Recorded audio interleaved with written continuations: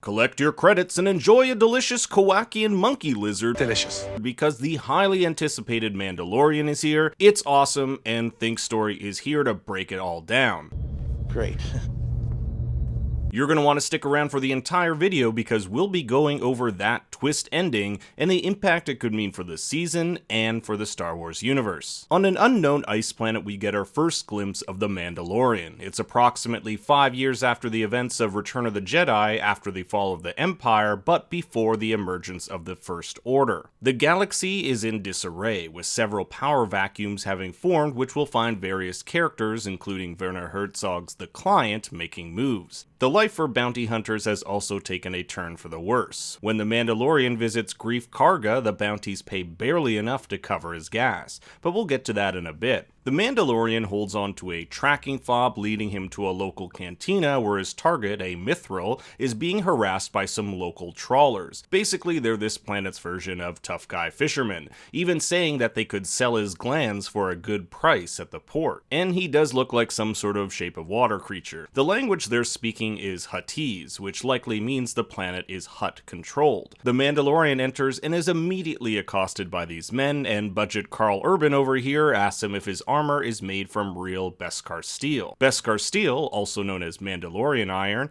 is an extremely durable and rare steel only found on the planet Mandalore and its moon Concordia.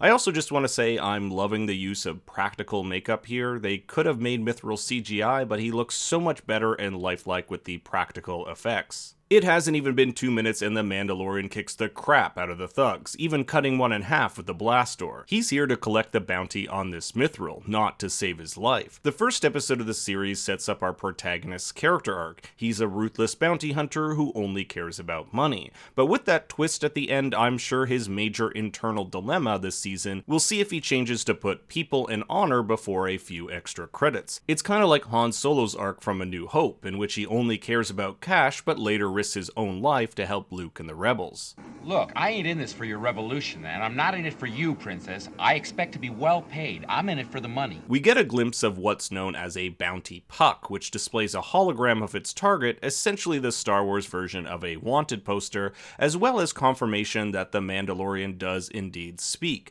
However, no statements have been released on whether he will take off his helmet, although if this trailer is any indication, it may be a possibility. The Mandalorian takes Mithril in cuffs to a Kubazian ferryman. The Kubaz species and their homeworld of Kubindi were enslaved by the Empire during its reign. A droid-operated vehicle comes to take them to the yards, but the Mandalorian requests a non-droid, hinting of the Mandalorian's distrust of them. Droids can be programmed and tracked, and in a world where deception seems to be at an all-time high, the Mandalorian takes certain precautions. The driver uses binoculars similar to those used by Luke in A New Hope to keep an eye out for Ravanax, an amphibious ice-dwelling creature with a penchant for ships. We also get a look at the Mandalorian ship, the Razor Crest, essentially a pre-Empire military craft that has been retrofitted for the Mandalorian. The poor driver is eaten by a Ravanac when the Mandalorian and his bounty make their escape, the Mandalorian having to prod the creature with a weapon hardcore Star Wars fans might recognize from the Christmas special, an Ambon Phase Pulse Blaster. Mithril tries to find out how much the Mandalorian is getting paid in the hopes of upping the ante. He says he has a lot of credits, but the Mandalorian remains unresponsive. Mithril excuses himself to go to the washroom, explaining it may take a bit longer because he is molting, also known as shedding. Ugh. He also mentions that he had hoped to be free for Life Day. We all remember Life Day, don't we? We celebrate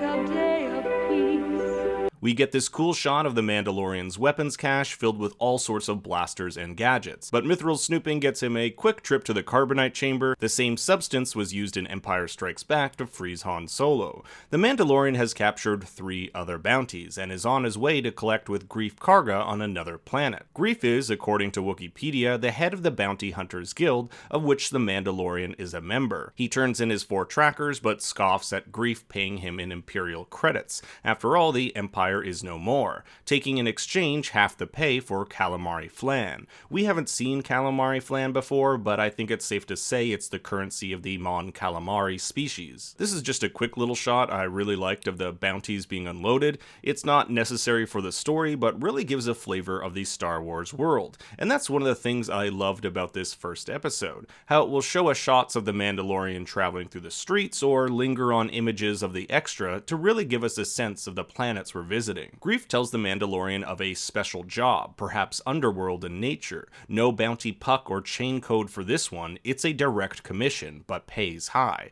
He's given a chit which allows him access to the client's hideout, a chit which is scanned by this droid just like the one from Return of the Jedi. We're taken to a character portrayed by Werner Herzog who is only known as the Client. Because his identity is hidden, I wouldn't be surprised if his character has a big reveal later in the season, or if he's connected to a bigger Star Wars character we already know. There are a few things to note here, particularly the dirty stormtroopers and the Imperial insignias on the Client's outfit, suggesting he may have been a higher up in the Imperial army before it collapsed, and these are his men who have stuck by his side. We're also introduced to Dr. Pershing, who holds the tracker fob for their special bounty. Pershing and the Client had previously made a deal that the bounty be delivered alive, but the Client goes back on this, telling the Mandalorian it's acceptable for it to be brought back dead, but for a lower fee. Not much is given to the Mandalorian, just the fob and the bounty's age, 50. We learn a bit more about how bounties work with something called a chain code, the last 4 digits of which tell the age. So this chain code is likely a string of code which tells discernible characteristics and information about these bounties. In return for the asset's retrieval, the Mandalorian will receive a Camtono of Beskar, that prized Mandalorian ore which the Client believes belongs back to its rightful people, the Mandalorians. You might be asking yourself, what is a Camtono? The word actually originates from a viral video in which a young girl can't pronounce the word ice cream. Say I love ice cream. Cantono. In Empire Strikes Back, a man fleeing Cloud City carries a white barrel with electronic switches on top, which was actually a converted ice cream machine. Thus, creator Jon Favreau decided to take the word Camtono to mean a safe in the Star Wars universe. When we visit the armorer who later forges a pauldron for the Mandalorian, we learn Beskar steel was stolen from the Mandalorian people during the Great Purge. The Great Purge is likely referring to the Great Jedi Purge, in which Palpatine created the Galactic Empire and eradicated the Jedi Order. Directly above the armorsmith is this symbol, a mythosaur skull. Mythosaurs were enormous creatures native to Mandalore and were driven to extinction by the Mandalorians, their skulls later becoming the symbol of the Mandalore, the traditional ruler of the Mandalorian people. There's a brief mention of them later on during the Blurg taming scene when the Ugnaught Kuiil, portrayed by Nick Nolte,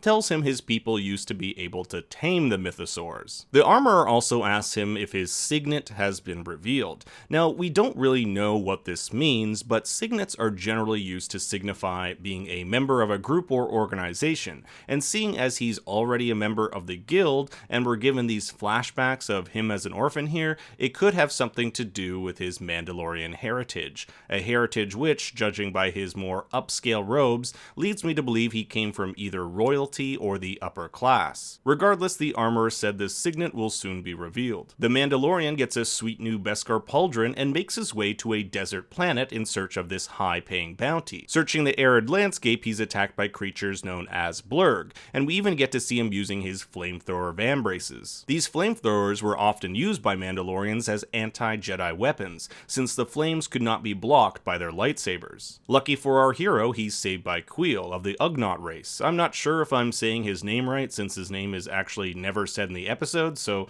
bear with me. These shock darts seem to incapacitate the Blurg, and the Mandalorian is taken to Kuiil's outpost, where he learns his destination isn't traversable without the help of a Blurg, so he has to tame one. After a less than ideal start taming one, Kuiil and the Mandalorian make their way to the bandit outpost, where the asset is being held. Kuiil even rejects the money offered to him for his service, saying the real payment will be the removal of these thugs off his planet. Ever since they arrived, there's been nothing but trouble. The Mandalorian is forced to attack when a bounty droid IG-11, voiced by Taika Waititi, arrives. He too is also in search of this valuable asset. As the two are slowly surrounded by enemies, the Mandalorian suggests they work together and split the reward, to which IG-11 agrees. His character provides some much needed comedic relief during this very very tense moment, offering to self-destruct multiple times during the battle. Also, he's just plain badass, providing covering fire for the Mandalorian so he can use his grappling hook gadget and commandeer this huge-ass blaster,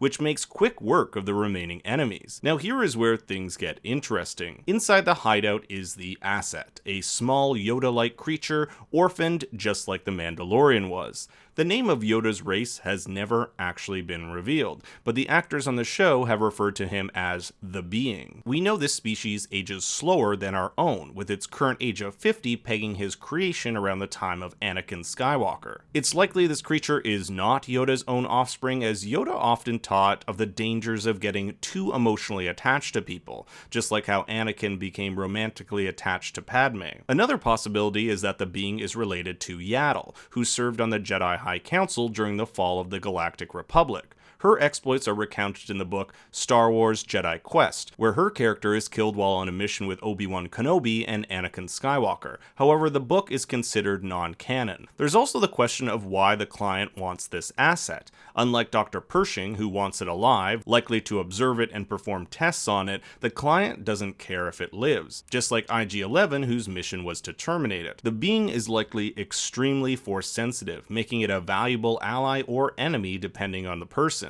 Does this mean all these people the Mandalorian killed were mercenaries, smugglers, or perhaps former rebels? We'll have to see how things progress. There's also this cute little E.T. moment where they put their fingers together with the Being's crib floating in the air. Whether that floating is done by the crib or from the Being's force powers, we simply do not know. But I like to think it's the latter, hinting that even as a small being, it's extremely powerful. The Mandalorian shoots IG-11, preferring to keep the child alive. Whoever commissioned that droid will likely be hot on their tails. I hope you enjoyed this first Mandalorian breakdown. Smash that like button and comment below your thoughts and theories for the season. And make sure to subscribe because I plan on covering the entire show. You can also follow me on Twitter at ThinkStoryYT. Until next time, remember, Daddy loves you very much.